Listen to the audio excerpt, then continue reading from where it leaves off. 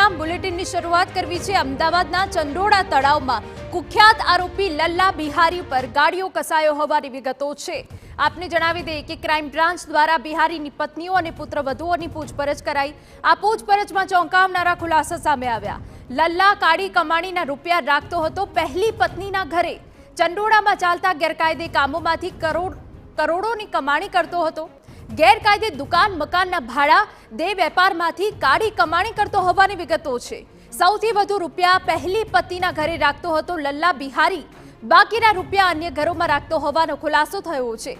ચંડોળામાં બાંગ્લાદેશી ઘૂસણખોરોને વસવાટ કરાવનાર લલ્લા બિહારી ફરતે હવે ગાડીઓ કસાયો છે।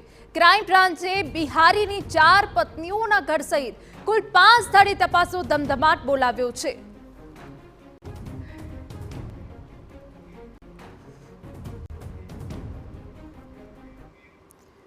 તો આખી પૂછપરછમાં તપાસમાં બિનહિસાબી વ્યવહારો પણ બળી આવ્યા છે। આગળ હવે શું થવાનું છે, અમારા સંવાદદાતા હરીન માત્રાવાળે વધુ વિગતે વાત કરવા જોડાયા છે। હરીન, આપની પાસેથી જાણવું છે, લલ્લા બિહારીને લઈને અત્યારે કેટલી ટીમો તપાસ કરી રહી છે, આપની પાસે શું અપડેટ છે, અને જે તપાસ અને પૂછપરછ કરવામાં આવી છે એમાં કયા અનેક ચોંકાવનારા ખુલાસા થયા છે?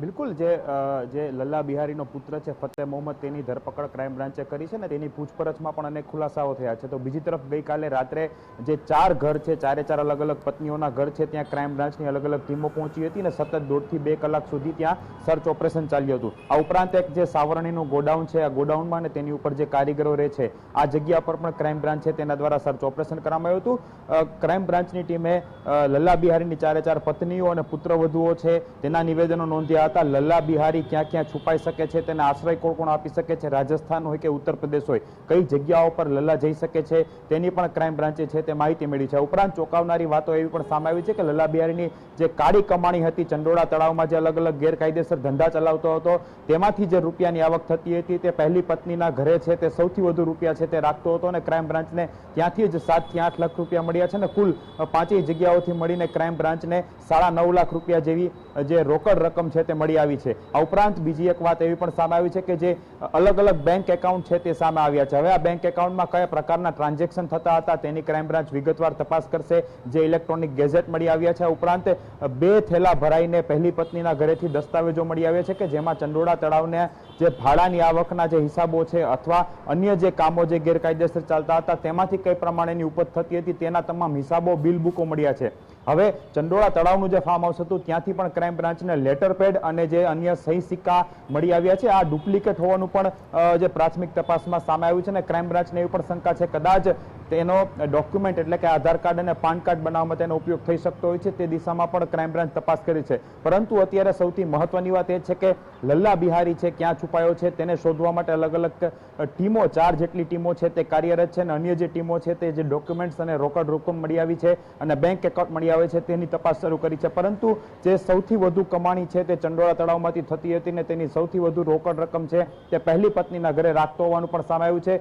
ક્રાઇમ બ્રાન્ચની ટીમે 2 કલાકની પૂછપરછ કરી, તપાસ કરી, ઘરનું સર્ચ ઓપરેશન કર્યું, પુત્રવધુ અને તેમની પત્ની છે તેના પણ નિવેદનો લેવામાં આવ્યા છે। આ સાથે એફએસએલની ટીમ પણ ત્યાં હાજર હતી અને તમામ જે કાર્યવાહી છે તે 2 કલાક સુધી ચાલી હતી। હવે નવા ઘટસ્ફોટ એ પણ થવાના છે આગામી સમયમાં કે કઈ રીતે લલ્લા બિહારીને કોણ આશરો આપી રહ્યો છે। જ્યારે તે પકડાશે ત્યારે આ તમામ વસ્તુઓ સામે આવશે ને ત્યારે બાકીના રાજ જે ચંડોળા તળાવમાં ગેરકાયદેસર પ્રવૃત્તિઓ ચાલતી હતી તેના રાજ પણ છે આગામી સમયમાં ખુલવાના છે। જી બિલકુલ હરીન, ખૂબ અગત્યની જાણકારી આપ આપી રહ્યા છો કે સૌથી વધુ જે રોકડા રૂપિયા દાગીના પહેલી પત્નીના ઘરે રાખતો। અત્યાર સુધી પુત્રવધુ પત્નીઓની તો પૂછપરછ કરવામાં આવી રહી છે, પરંતુ જ્યારે લલ્લા બિહારી ધરપકડમાં આવશે ત્યારે અનેક ઘટસ્ફોટ થશે। આખરે લલ્લા બિહારી પાછળ પોલીસે કેટલી ટીમો કાર્યરત છે?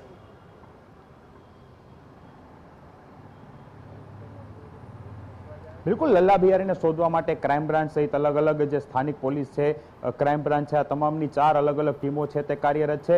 મહત્વનું છે કે સૌથી વધુ પોલીસને શંકા છે કે તે રાજસ્થાન અથવા તો ઉત્તર પ્રદેશમાં ક્યાંય પણ છે તે છુપાયો હોઈ શકે છે, કેમ કે રાજસ્થાનથી પણ તે પરિચિત છે, ત્યાં પણ તેના સગા સંબંધીઓ રહેતા હોઈ શકે છે અથવા તો ઉત્તર પ્રદેશમાં પણ તેમનો જન્મ થયો હતો એટલે ત્યાં પણ વર્ષો પહેલાના કદાચ કોઈ કોન્ટેક્ટ હોઈ શકે છે। તો આ બંને દિશામાં અત્યારે ક્રાઇમ બ્રાન્ચની ટીમ છે તે કામગીરી કરી રહી છે। પહેલી પત્ની છે તેમના થકી લલ્લા બિહારીને 6 સંતાનો હતા, એટલે કે હવે આમાંથી કોણ કોણ ઇન્વોલ્વ છે આ ધંધાઓમાં, કોનો સપોર્ટ તેને મળી રહ્યો છે. જો કે એક પુત્ર છે તેની ધરપકડ તો કરી લીધી છે, તેનું ઇન્વોલ્વમેન્ટ પણ સામે આવ્યું છે, એટલે તેની પૂછપરછમાં પણ આ તમામ ખુલાસાઓ થયા છે. પરંતુ જે ચંડોળા તળાવમાં ગેરકાયદેસર પ્રવૃત્તિ થતી હતી, એટલે કે એક રીતે જોવા જઈએ તો ચંડોળા તળાવમાં કોઈ પણ ને આશ્રય મેળવવો હોય, તેને રહેવું હોય, કોઈ પણ ધંધા ચલાવવા હોય, કોઈ પણ કામગીરી કરવી અથવા તો ગેરકાયદેસર રીતે જે બાંગ્લાદેશીઓ આવતા હતા તેને આશ્રય મેળવવો હોય તો તેમનું આખું જાણે કે પેકેજ ફોર્મેટ છે તે લલ્લા બિહારીએ બનાવેલું હોય કે તેમને 15 થી 20 લાખ રૂપિયા સહિત છે તેમના જે ખોટા ડોક્યુમેન્ટ હોય, આધાર કાર્ડ, પાન કાર્ડ, પાસપોર્ટ સહિતના ડોક્યુમેન્ટ્સ પણ બનાવવામાં આવતા હતા.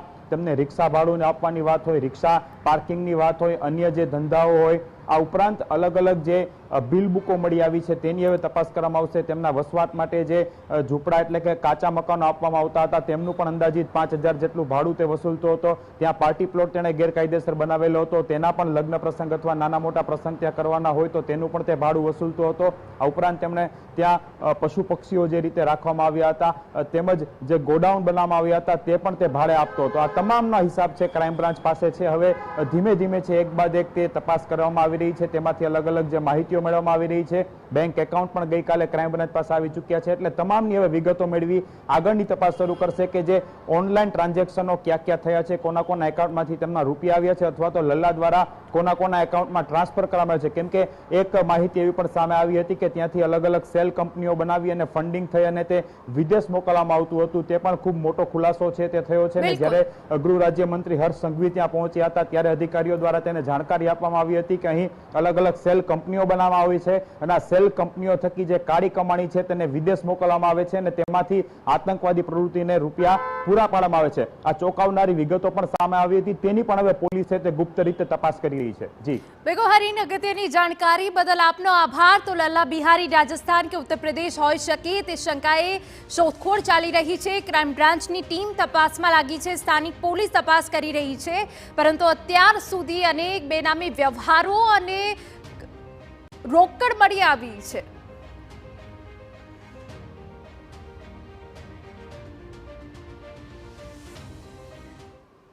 તો લલ્લા બિહારીના ગેરકાયદેસર બાંધકામ પર બુલડોઝરની પ્રક્રિયા હોય ને અત્યારે પોલીસ શું કાર્યવાહી કરી રહી છે, કોણ છે લલ્લા બિહારી, તમામ વિગતો અમે આપના સુધી પહોંચાડીશું.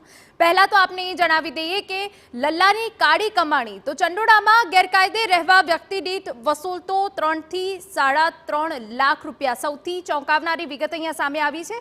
બોગસ આધાર કાર્ડ માટે વસૂલતો 1.5 લાખ થી 2 લાખ રૂપિયા બોગસ આધાર કાર્ડ બનાવી આપતો હતો અને તે બાદ તે વસવાટ કરાવતો હતો. ચંડોળામાં ગેરકાયદે વસવાટ માટે તમામ સુવિધા ઉપલબ્ધ કરાતો હતો. 5000 વારમાં આખું ગેરકાયદેસર બાંધકામ કરવામાં આવ્યું હતું. ઓડીઓ બનાવવામાં આવી હતી જેમાં લલ્લા બિહારી લોકોને આશરો આપતો. ચંડોળા ફાર્મ હાઉસમાંથી લેટર પેડ અને સહી સિક્કા પણ મળી આવ્યા છે. લોકોને ગેરકાયદેસર આ ઓડીઓમાં રાખતો અને ગેરકાયદેસર પ્રવૃત્તિઓ કરાવતો. ઝૂંપડાઓના માસિક ભાડા પેટે 5000 રૂપિયા વસૂલતો હતો આ લલ્લા બિહારી, જે હાલ ફરાર છે. તેની પત્ની અને પુત્રવધૂની શોધખોળ જે તપાસ કરવામાં આવી રહી છે, પત્નીઓ સુધી પોલીસ પહોંચી છે. રિક્ષા અને વાહનોના પાર્કિંગના વસૂલતો 20 થી 50 રૂપિયા. જે હા, લલ્લા બિહારીની આખી જે કાળી કમાણી છે અમે આપને જણાવી રહ્યા છે. ગેરકાયદે બોરના પાણી આપીને દર મહિને કમાણી કરતો હતો તેવી પણ અહીંયા વિગતો મળી રહી છે. જો કે અત્યાર સુધી બુલડોઝરની પ્રક્રિયાથી લલ્લા બિહારીની તમામ મિલકત સાફ થઈ ગઈ છે. સૌથી કાળી કમાણી બાંગ્લાદેશી મહિલાઓના દેહ વેપારના ધંધામાંથી કરતો હતો તેવી અહીંયા વિગતો મળી રહી છે. સૌથી મોટી આ કાળી કમાણી હતી. ગેરકાયદે પાર્ટી પ્લોટ ભાડે આપીને લાખોની કમાણી કરતો હતો. તેનું ફાર્મ હાઉસ ધ્વસ્ત કરી દેવામાં આવ્યું છે. ગેરકાયદેસર જેટલું પણ બાંધકામ હતું તેના પર બુલડોઝર ફરી વળ્યું છે અને અત્યાર સુધી આ તબક્કામાં લલ્લા બિહારી કાળી કમાણી કરતો હતો તેવી વિગતો મળી રહી છે.